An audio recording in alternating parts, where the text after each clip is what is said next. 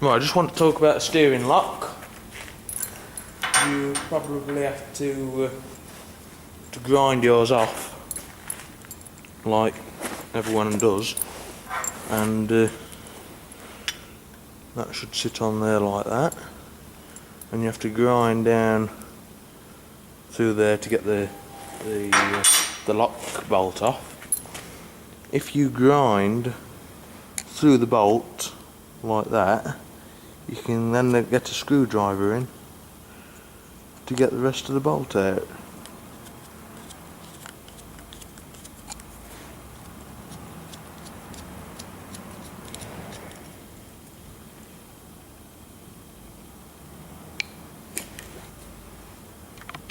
And then to put back on, it's just 2 metric M8 bolts through there.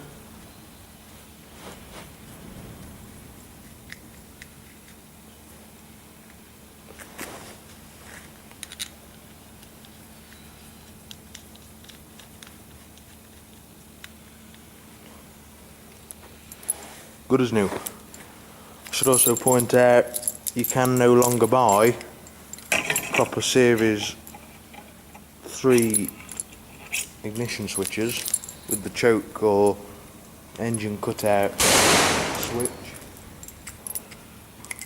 You have to buy Defender ones.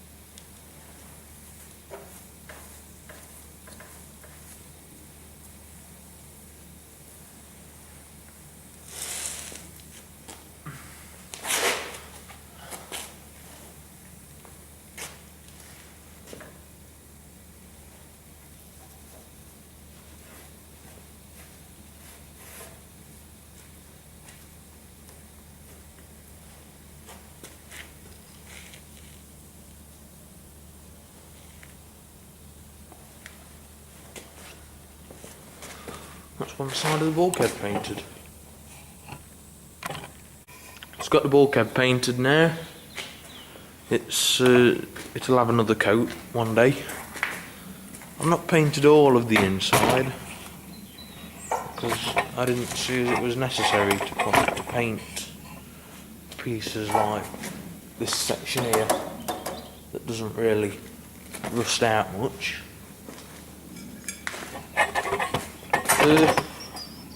From the last video, or the last update, we have now got the engine in, if you've not already noticed. It's a 2.5 non-turbo diesel engine, which originally was in a Range Rover. It's non-turbo because I choose to run it non-turbo. That's the manifold I've just took off earlier, down there.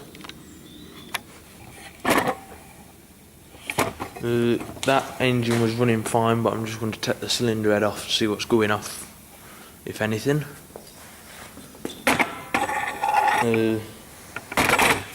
Around here, for the first time in a long time, we now have a handbrake that works. Just wants adjusting up. But, what I suggest that you do is, number one, even if you're not touching the gearbox and just using it as it was, you change the oil seal in the back of there, and also if you can see the linkage down there, that bolts to the chassis, you need to grease the shaft inside there. Just remove the circlip, clean it, grease it, and now it works smooth as anything. We've got brake lines in.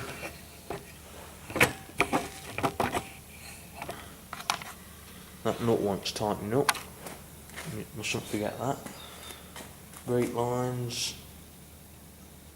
We've got. Not very happy with that. Doesn't seem very secure. But anyway, do for the time being. I want to make a start on the electrics soon.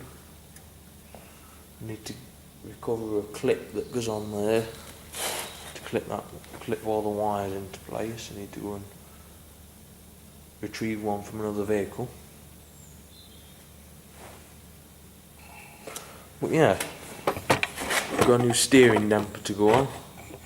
Now you saw me bolting down earlier and painting.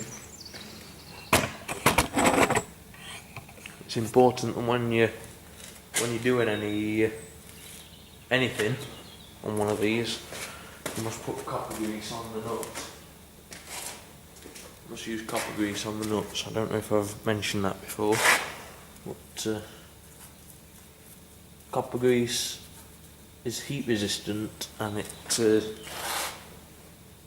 stuff here. It's that stuff. It basically it stops rust from seizing the bolts solid. That's the reason why I reuse the old bolts, because they've been out on the copper grease. But yeah, I'll finish bolting the bulkhead down. There's 2 bolts that go in there on this side, and there's 2, 4, 6, 7 bolts that go on this side, plus there's a bracket that retains the steering column up there. It picks up them. The reason why I've not painted that bit is because it's rubber seal. I didn't really think it were worth playing about with.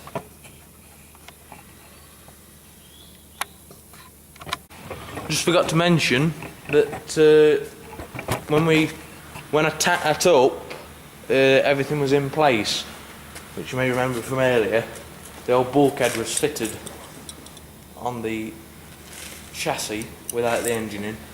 Everything was tacked up and then was fully welded off the bench. And whilst it was fully welded, the 2 feet had pulled in. So we had to bolt the left-hand side down. When we came to doing the driver's side, we had to get a ratchet and onto the back of the forklift and pull this out to get the bolt through, because it had pulled in when as the heat had gone through it. I bought this Land Rover with just as the original 2.25 petrol had been removed. The engine used an SU carburetor rather than a Zenith or a Weber, but because they'd used SU, it had a 9110 throttle pedal fitted, and that used to sit on these 2 blocks, and it used to sit inside there,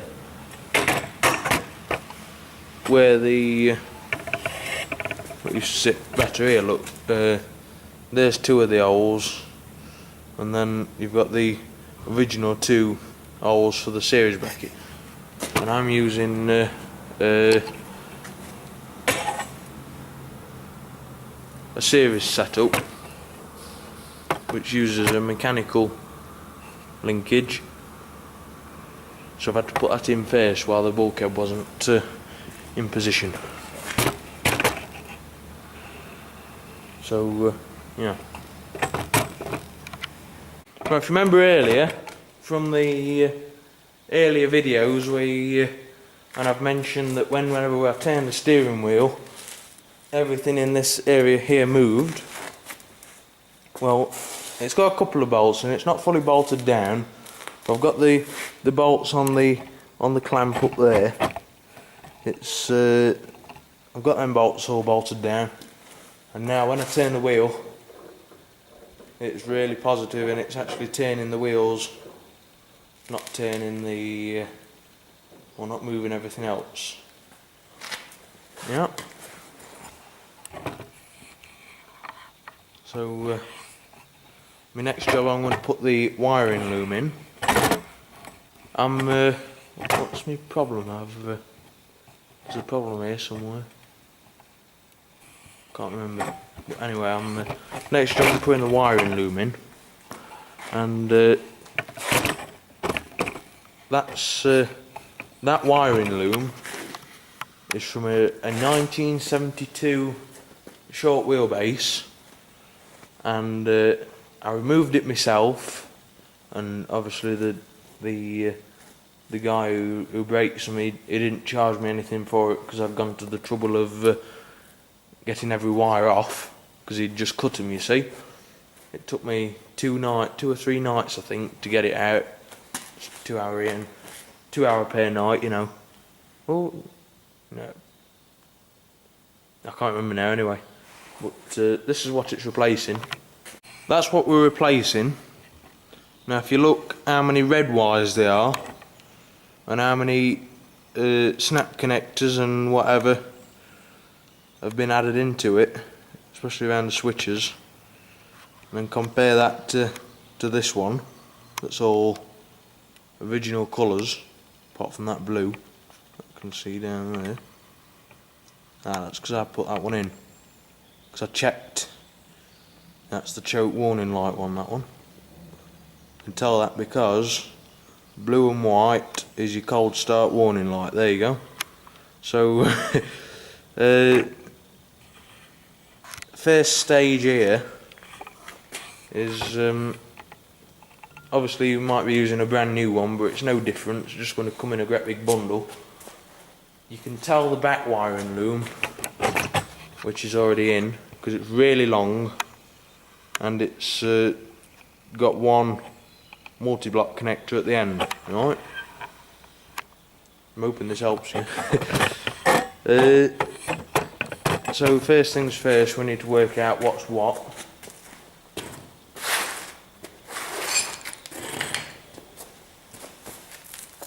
This end here is the this is your front lights, right? So you've got your earth, which needs an end putting on it. I didn't do that. I put a new earth in because the original earth had burnt out. You've got your left hand indicator, sorry, which is green and red, and your red for your side lights, right? Don't worry about headlights yet, because your headlights are here. These want new ends putting on, by the way. Well, that one does, definitely. So your headlights are the blue and red and blue and white. I can't remember which is which now, but I know for certain they are the headlights. That's your earth from your that end, from your actual lights, and that's another wire that links to the earths down here to that one. Yet again, you've got your red side lights. You just want one wire going into there. You've got your green and white, which is your right hand indicator. Then obviously there's your two blacks, and these two, your brown and black and your black, they are the horn. Moving further down, we've got a bunch of, I can't remember what these are. I think that one, that's a white and, yeah, that red, or white and red, as it will be in your case, you can just see that down there. That is your starter motor, and I'm assuming that is the main power feed from the starter motor to the rest of the wiring loom. Don't forget that this is a petrol wiring loom. But a diesel isn't that much more complicated. It's only got one wire difference, and that's on your coil. So moving further down, we've got two earths here, which go to the bulkhead where I've just been playing with. They go to the other side of the clutch.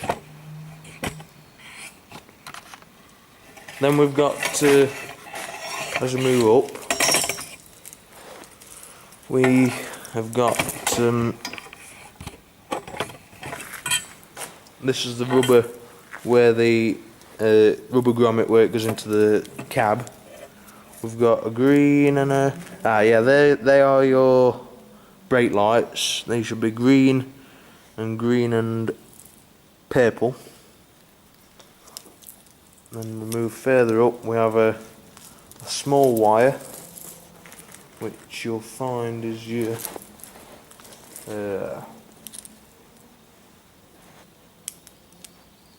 green and yellow, green and yellow and green, that's your heater.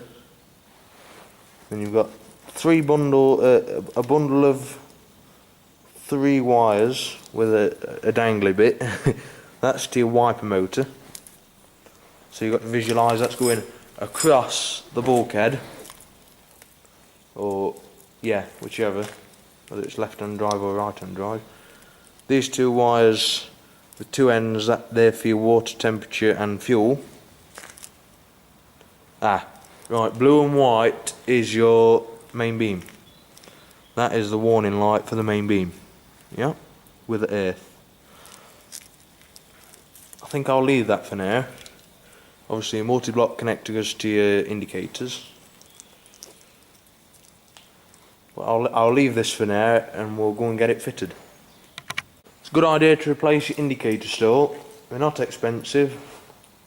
You get a cheap one for 12 quid, or a genuine Lucas one for 24 or something like that, £24. If you buy the genuine one, like what I've splash good, can't think what I'm going to say now. That's the clamp that you get with it, and the size of the screws. That's the original one. Do not throw that away. Look, it's a completely different shape. You'll need that one. The threads are the same, but you need that one.